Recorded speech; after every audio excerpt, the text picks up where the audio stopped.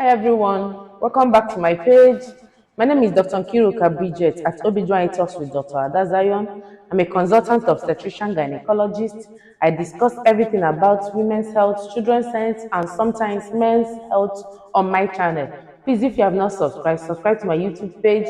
Follow me on Facebook at OBGYN Talks with Dr. Adazion. I'm also on TikTok and on Instagram with the same name. Today we'll be talking about premalignant lesions of the cervix and cervical cancer. What it means that we'll be talking about cervical cancer today and how it can be detected early.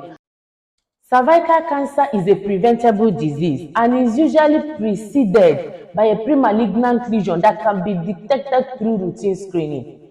It is one of the commonest gynaecological cancers in women and the third commonest cancer in women after breast and lung cancer worldwide. The development of cervical cancer and its mortality has been drastically reduced in the developed world because they have already mapped out their method of routine screening for this premalignant lesion I'm going to talk about today. However, morbidity and mortality are so high in developing countries because we are not yet aware of this premalignant lesion and their screening method.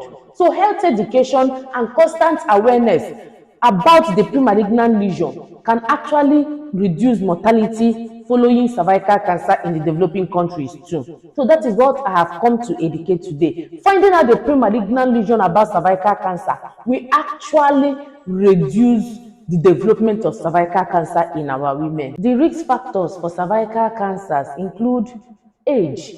For someone that is greater than 40 years and above, is at risk of cervical cancer. However, cervical cancer can be seen in any age group, but as the person's age increases, the person is at risk of cervical cancer. Then genetic susceptibility. If you have a first-degree relative that has suffered cervical cancer, that means you are at risk of cervical cancer. That is the genetic susceptibility. Now, other things that have been implicated as risk factors for cervical cancer include multiple sexual partners. When you have more than one person that you have sexual intimacy with, you are at risk of cervical cancer.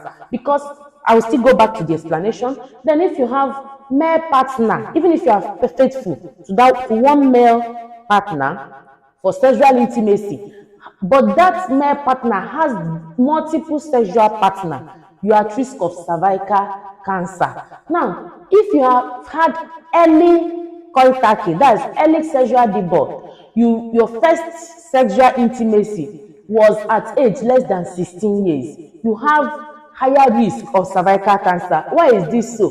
Because the virus implicated in cervical cancer, which is human papilloma virus, if you start sexual intimacy earlier than 16 years, it has a longer time to integrate into your cervix, thereby transforming your cervix to become cervical cancer. So early sexual debut is a risk factor for cervical cancer. Then others include high parity, multi-parity, someone that has given birth to many children, they are at risk of cervical cancer.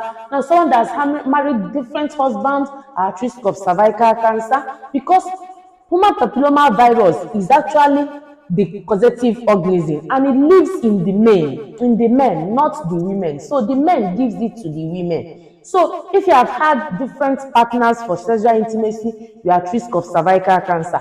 Then having a partner with that is uncircumcised, that is the male partner that is uncircumcised, they tend to harbor the human papilloma virus at that foreskin and the person is at risk of cervical cancer. So that's another benefit of circumcision for the men. Now, smoking is a risk factor for cervical cancer because it changes the integrity of the cervix and makes it susceptibility to that human papilloma virus.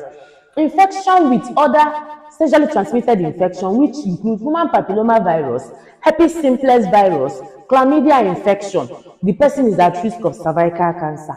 Now, someone that has had a multiple sexual partner, just like I said, someone that has taken oral contraception more than 5 years is at risk of cervical cancer. Now, other risk factors include low socioeconomic class, someone that has lack for multivitamins, they are at risk of cervical cancer. Someone that has nutritional deficiency. Now, any form of immunosuppression from human HIV virus or AIDS, or any form of immunosuppression from diabetes, in fact, whatever that brings your immunity down puts you at risk for cervical cancer, because it gives space for the change in the cervical epithelium.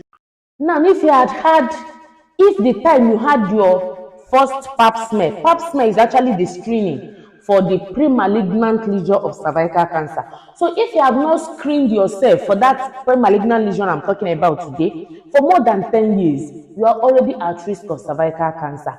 And what is the prevention for cervical cancer? When you are able to prevent some of these things I listed, and when you are able to give your baby girls immunization for human papilloma virus. We have different types. You give it to prevent the person from getting that's human papilloma virus. We also give our boys so that they don't harbor it to transmit it to the girls. So these are the preventive measures for cervical cancer. These premalignant lesions are not visible to the naked eyes. If I open the cervix and look at your cervix, I may not see it except if there are already changes happening. However, the diagnosis of these premalignant lesions that gives cervical cancer can be done using different methods. We have the one we call liquid-based cytology. This is the common name is Papa smear, the common pap smear, Come to the hospital, we open your cervix, get something from there, smear it on a slide, and takes to the lab. Then we have other ones that we can do with acetic acid. We just rub some acetic acid there and watch if there is any change. We can do the one we do with glucose iodine. There are different types, and we can even go ahead to do human papilloma virus screening, that is HPV screening, and this one is even better. When you come to the hospital, it is done. This test, amongst others, helps to find out if that premalignant lesion that the naked eye cannot see is present. When there is already cancer of the cervix, the naked eye can see it, and that one is already going late. However, if we find out this premalignant lesion, we treat it and everything comes back to normal. It has different types. We have what we call CIN1, has 2, has 3. It's beyond the scope of this video. However, there are screening methods how to do it. This is how the screening is done. Using this protocol, we call it ACOG screening method. Now, if you are less than 21 years, we do not recommend any screening. We don't recommend any screening because we hope that when you are less than 21 years, they still have increased overturn of that cervical area. So whatever that is deposited there may or may not get absorbed. So less than 21 years, we do not recommend any screening. However, if you are 21 years to 29 years, we recommend that you can do cytology alone. That's the pap smear alone. And you do it every 3 years. Please listen very well. You do that screening every 3 years. So if you have done this year, remember in 3 years' time, you should repeat it. If you have done 3 years past and you have not done again, I'm reminding you now that you should do another screening. So if you are 30 years to 65 years, you can do human papilloma virus screening test with pap smear. That you screen for that main virus that causes cervical cancer, and you also do pap smear. You do that every 5 years. This is acceptable and the best. However, if in that facility there is no place or they don't have equipment for human papilloma virus screening, you can just do the pap smear. Anybody can do pap smear. You can do that pap smear and watch the person every 3 years as well. So you do that every 3 years. The person is 65 years. So if you are more than 65 years, we do not recommend any other screening, especially if the prior screening that you have done are negative and there is no risk factor to cervical cancer. So we do not recommend any other screening. That is how the screening for these premalignant lesions are done. Now, for someone that has developed cervical cancer, there are things that could be done. There are some treatment modalities which include conization, laser, cryotherapy, or we can just go and excise that part that has a disease.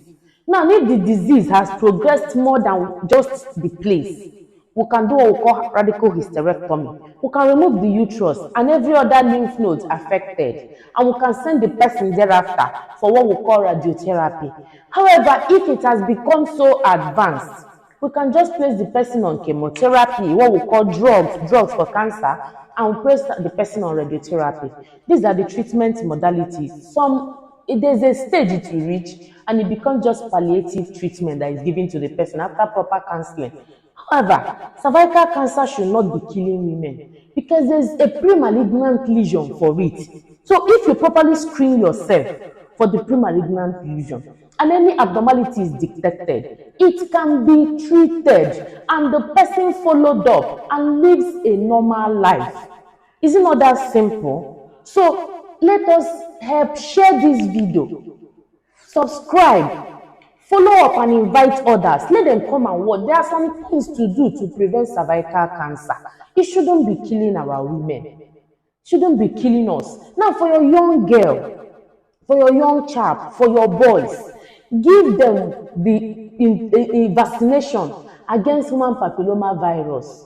We have Cervarix, we have Gardasil, we have other things that are coming up. You just go give them this immunization in any cancer center or any tertiary hospital. Tell them you want to give your babies immunization to prevent cervical cancer, and they will source it for you and give the immunization. It may just take you a token. However, in the developing countries, because most things are still not yet subsidized. So when you give this, you can help prevent cervical cancer. Then help us educate the people in the village. Everything is not a cause.